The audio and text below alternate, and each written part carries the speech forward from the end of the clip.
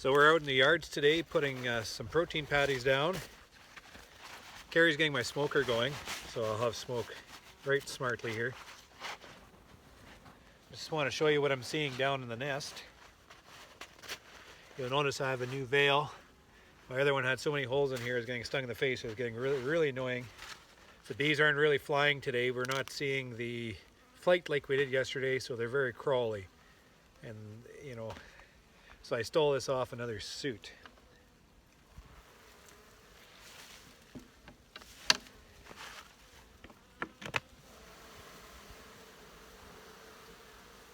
These guys are worked up just a little bit because we just went through them before lunch. We put protein patty down, and it looks like they're already on it. So what I'm typically finding is my nests are generally short on pollen on any type of protein. So these guys are starting to develop their nest, and we're just trying to boost them with some supplement here before the trees come out. And hopefully the trees shed some pollen pretty soon,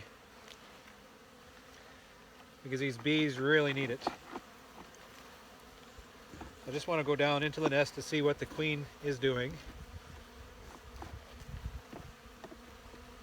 to see what kind of pollen stores we do have.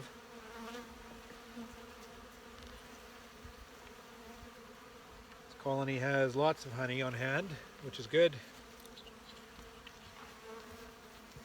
And there's some pollen stores in this colony. Thank you.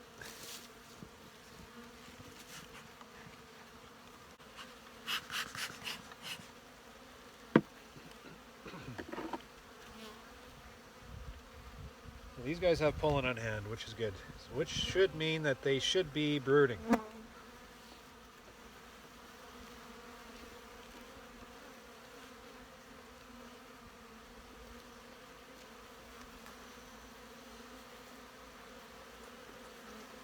And they are. There she is. You can't see her, but just a little beauty. We have capped brood.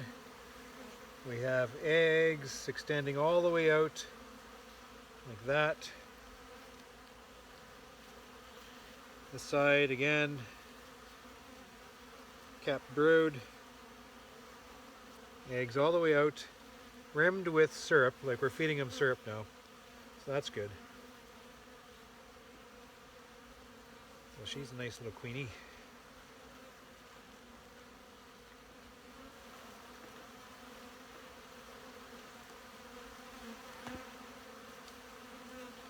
I just want to check for some more stores.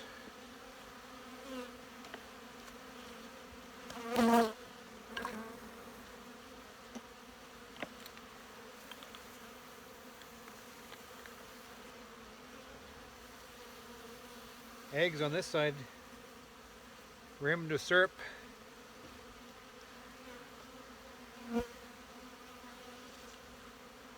And there's no pollen.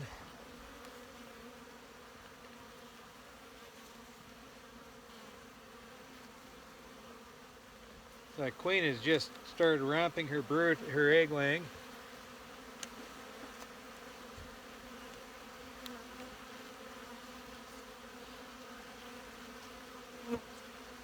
And nothing for pollen. These guys are short on pollen.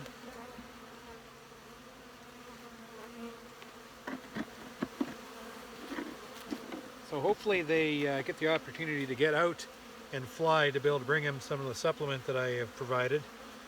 And hopefully these trees are prompt and get some natural stuff flowing into these colonies. We need warm weather to encourage these trees to start to bloom.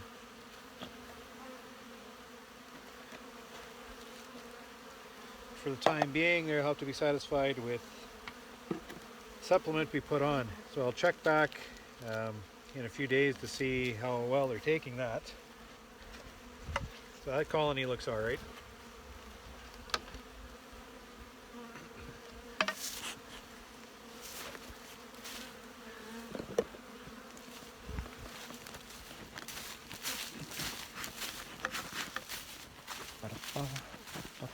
there's the sun.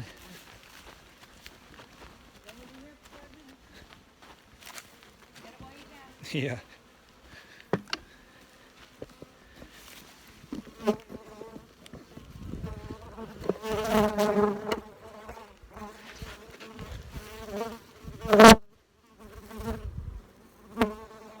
Okay, so I'll dig into this colony and see what's up.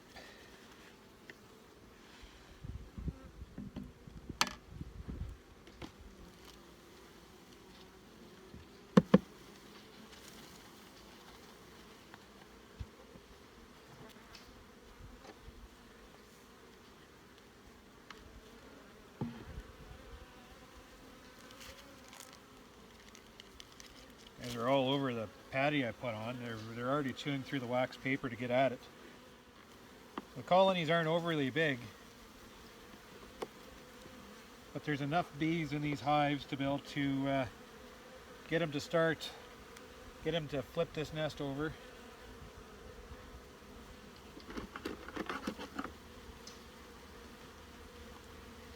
And they're not overly pleasant today.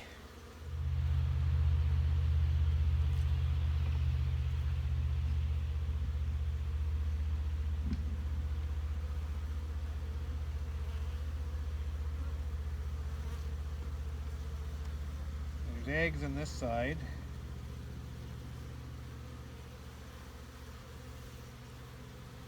There's the queen. She has this whole half of the frame laid out in eggs. Just a little bit of cat brood, not much. Looks like that queen had just started laying. That nice day yesterday and that supplement they were bringing in must have sparked her to life.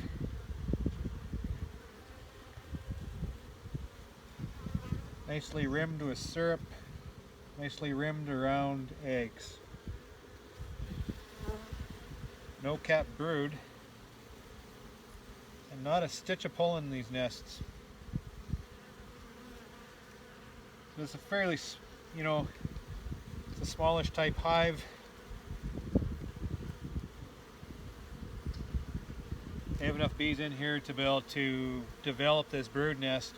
They don't have any pollen in here.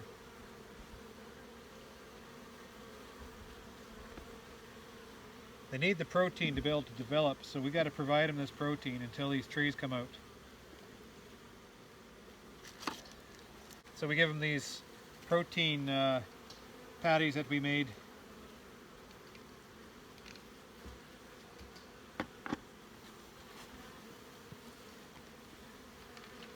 And syrup. So we're coming through and we're finding light hives that we've held with syrup. This hive is a big one.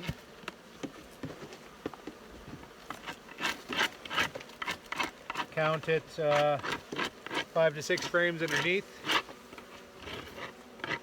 And you can feel they're a bit light. So what we're going to do is we're going to swap an empty frame out of this colony and exchange it with a frame from beside here, which is lots of honey in there. They can do without a frame. So I'm just going to pull an outside frame out.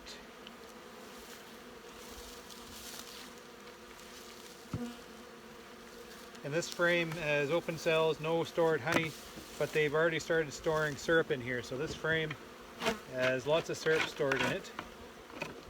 But what I want to do is bulk them up with a frame of honey. So I'll take this frame out.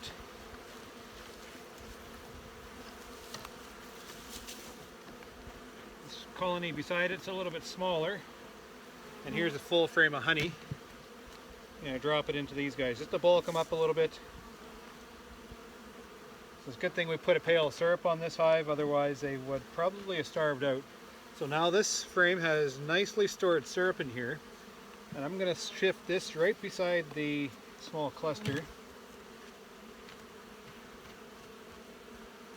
and that'll give them something to kind of expand and move into.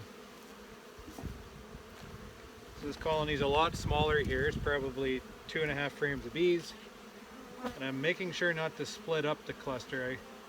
I believe in keeping the integrity of the cluster together. So I'm just putting it beside just to give them something to expand out and into. So now this colony has a frame of honey in there, so that's going to hold them. These guys have their patty. These guys will get a patty.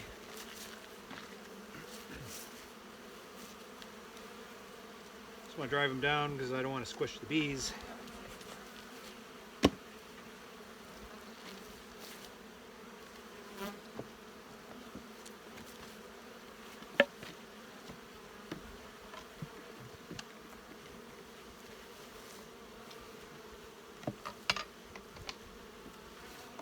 Pail, and then they're good for a while.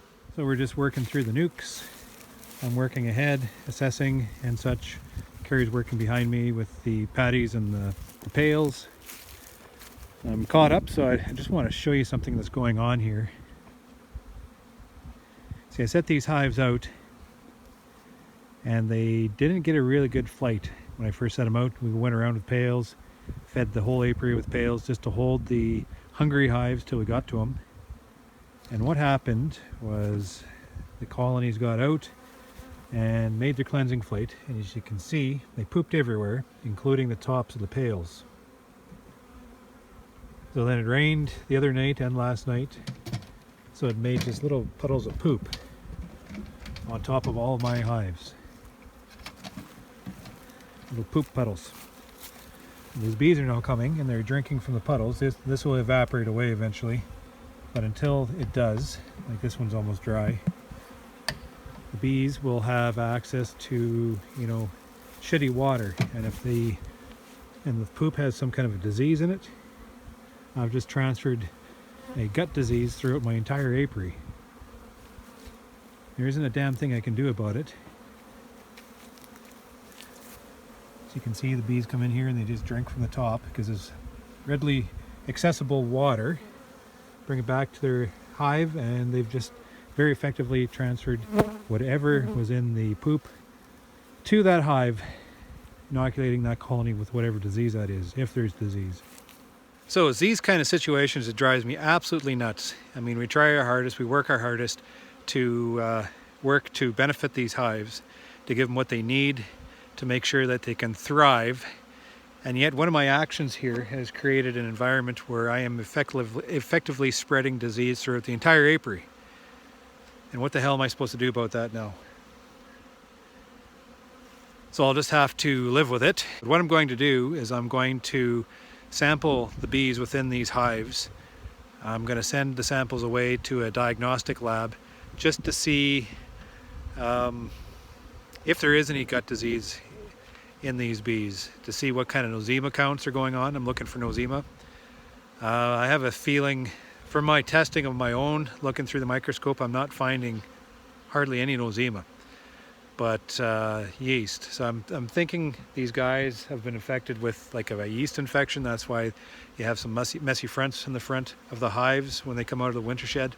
It's a yeast infection, and that can be cleared up with flight. As you can see, the sun's finally coming back out and the bees are taking flight. So flight is probably the best cure-all for all gut disease within bees. Just getting them out and flying, get that void, let them void outside the nest. But I want to send a sample away to a diagnostic lab just to make sure that I don't have an infection like nosema that have just effectively spread throughout the entire apiary.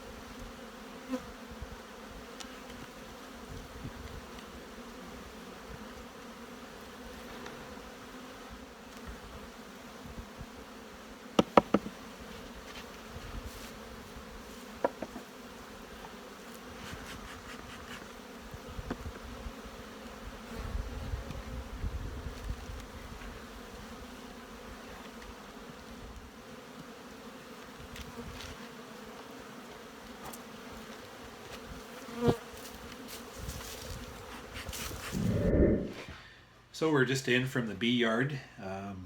We're feeding protein patties and feeding syrup and doing some hive assessments.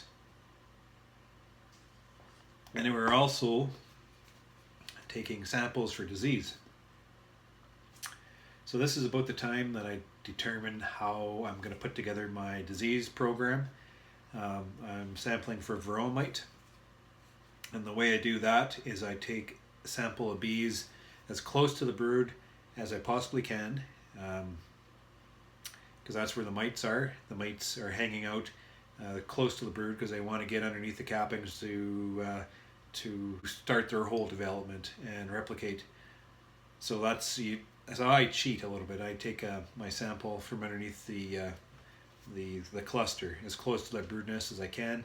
This year I'm finding a lot of colonies aren't hanging a lot of bees down below like that, so I'm having to go down into the nest beside the brood, or even pull up a brood frame and then just scoop off bees off the side of the frame just to get a real accurate measurement of how many mites are in my hive. I'm also testing for nosema. So we're sampling for nosema on the periphery of the cluster, just targeting more of the older bees, I suppose, where they're more likely to have gut infection of nosema, as compared to the younger bees which haven't been infected yet. So, when I pull up the hive cover, I'll scoop off the hive cover, or I'll pull frames. When I pull frames to sample for varroa too, I'll take a sample for nosema too. So that's what I'm doing. So I'm going to send this sample away to a diagnostic lab to be able to get my nosema counts. It's a composite sample. It's taken from a number of colonies throughout the apiary, and what it's going to tell me is just the overall background level of a nosema within a sampling of my apiary. I'm going to send this out to the National Bee Diagnostic Lab.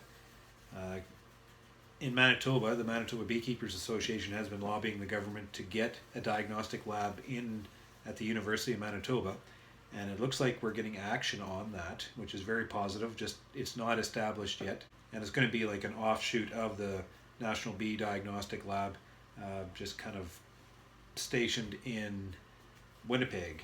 So I'm going to be sending this off to the diagnostic lab for analysis, but what I want to do is I'm just going to run a sequential sample.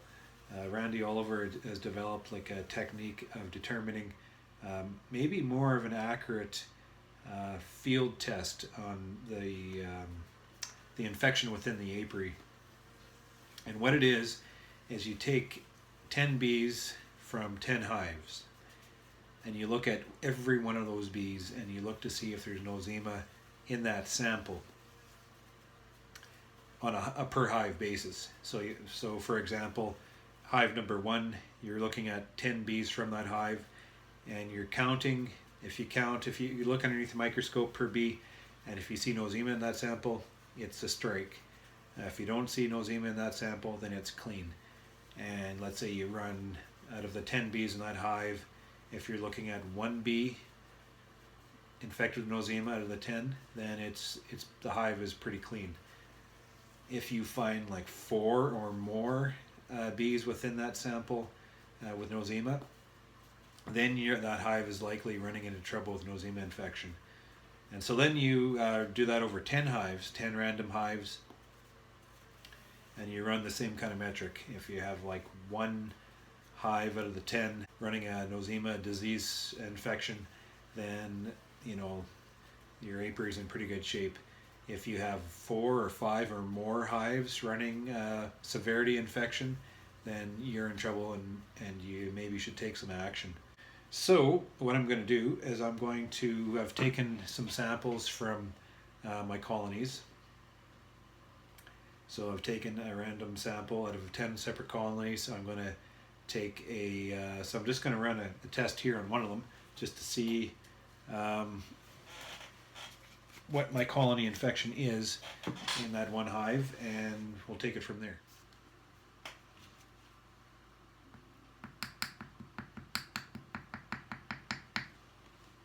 The bees have obviously had a cleansing flight. Their guts are empty.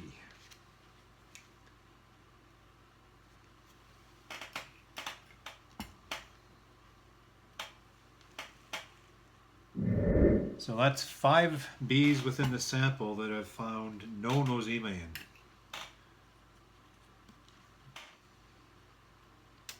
Okay, this will be the 10th bee. So far, I have not found any nosema in the other 9. I haven't even seen a nosema spore yet. So I want to stress, this is very farmer. We're not doing anything textbook. All I'm looking for is nosema within my sample I'm looking. If I see nosema spores in one of these samples, then it gets marked as infection. If I can't find nosema within the sample I'm taking within the slide, then it's marked as non-infected. All it is just straight up field test.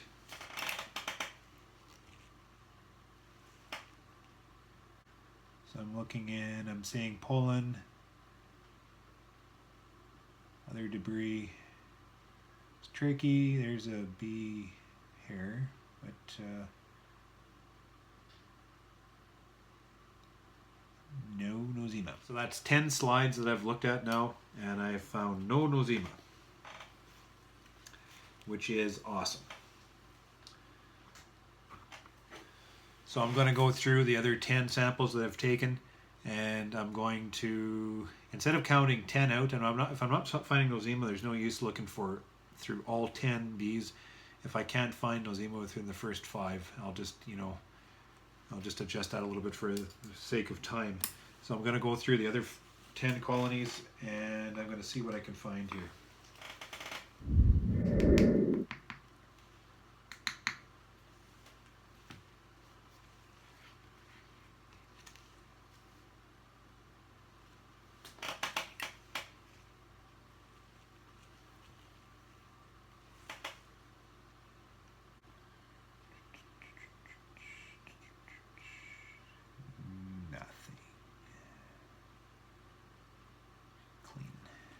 Okay, so that is my last bee.